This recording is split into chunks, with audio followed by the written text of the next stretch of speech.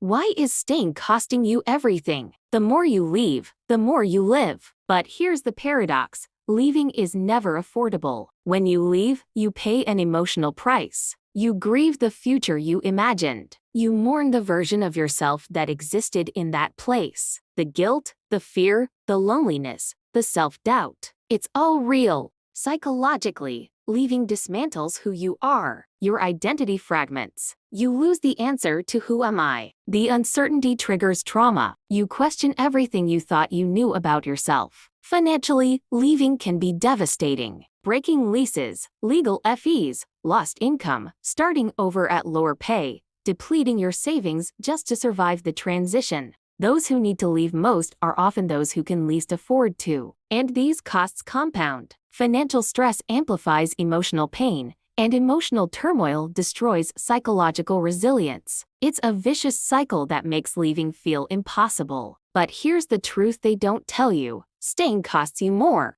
Staying is the slow death of your soul. You lose your authenticity, performing who others need you to be until you forget who you actually are. You lose your vitality, exhausted from living out of alignment. You lose your future, because every day you don't leave is a day you can't invest in the life you actually want. Staying accrues the compound interest of regret. You wake up at 40, 50, 60, realizing you've lived someone else's life. The dreams you deferred have expired. The person you might have become is gone forever. The body keeps the score. Chronic stress, depression, physical illness. Staying can literally shorten your life. And when you stay, you teach others, especially your children, that this is how life should be lived. Your staying becomes their blueprint. So why must we leave to live? Because to live is to grow, and growth always requires leaving something behind. The caterpillar must leave to become the butterfly. You cannot become who you're meant to be while clinging to who you've been. Leaving is an act of profound self-respect. It's a declaration that your life matters,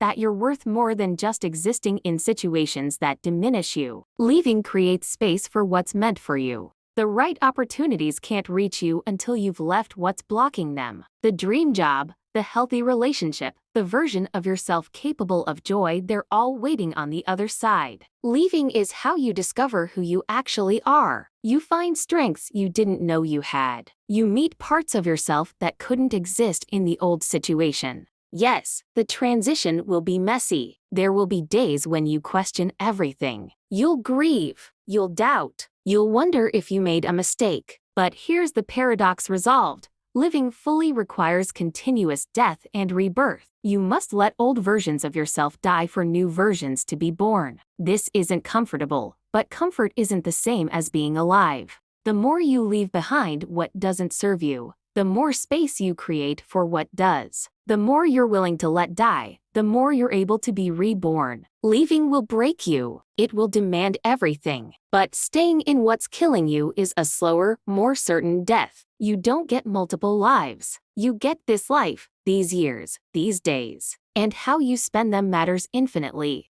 So leave, not because it's easy, not because it won't hurt, not because you won't doubt it 1,000 times. Leave because your life, your real, authentic, fully alive life, is on the other side of that departure. Leave because you matter enough to demand a life that doesn't require you to abandon yourself. Leave because staying is the one risk you cannot afford to take. The more you leave, the more you live. And living, truly living, is worth any cost. What are you holding onto that's holding you back? Thanks for joining me in this reflection. If this resonated with you, I'd be so grateful if you'd like, comment, and subscribe for more.